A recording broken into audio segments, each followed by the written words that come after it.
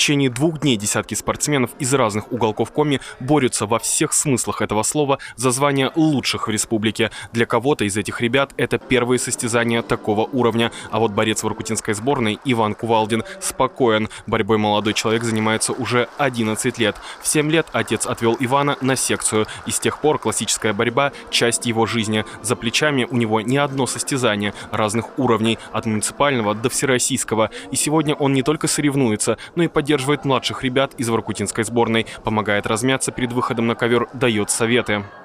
Первое, что должен учитывать спортсмен, когда выходит на ринг, это первое, нужно включить мозг. Второе, нужно слушать секунданта, грубо говоря, своего помощника. Также ему нужно делать самому. Ведь есть срывы, то есть если ты сделал какое-то движение, у тебя срыв, то могут поднять без балла. Рядом с юными спортсменами не только старшие товарищи, но и чуткие тренеры. Наставники отмечают, что борьба, как и любой другой спорт, воспитывает не только тело, но и закаляет дух, дисциплинирует. К состязаниям, где юные спортсмены могут проявить себя, заработать кто первые, а кто уже очередные медали, начинают готовиться заранее. У каждого тренера свой подход. Молодой уктыльский тренер Родион Васильев поделился своей методикой работы со спортсменами. Получается, первую половину подготовки начинаются уже интенсивные занятия, и под конец нагрузки сбавляются, чтобы они соскучились по борьбе, и они тут вот выкладывались по полной.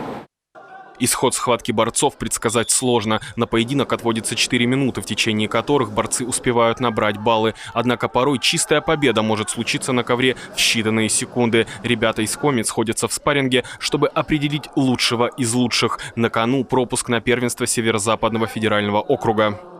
Уже в ближайшее время в городе Калининграде 17-19 января будет проходить первенство Северо-Западного федерального округа среди юношей до 18 и юниоров до 21 года. Вот здесь мы будем отбирать сборную команду ребят, которые займут первые места и попадут на первенство Северо-Запада, чтобы представлять Республику Коми на этих соревнованиях. Юноши до 16 лет будут тоже участвовать в первенстве Северо-Западного федерального округа, которое пройдет 26-28 января в городе Архангельске. Кто знает, возможно, в эти дни в Ухте рождается новая звезда большого спорта, что прославит своими победами и Республику Коми, и всю страну. А помогает, к слову, выявлять новые таланты и проводить масштабные состязания федеральный проект «Спорт. Норма жизни», в рамках которого и проходит первенство. Роман Кирпа, Павел Лагутин, телеканал Юрган, Ухта.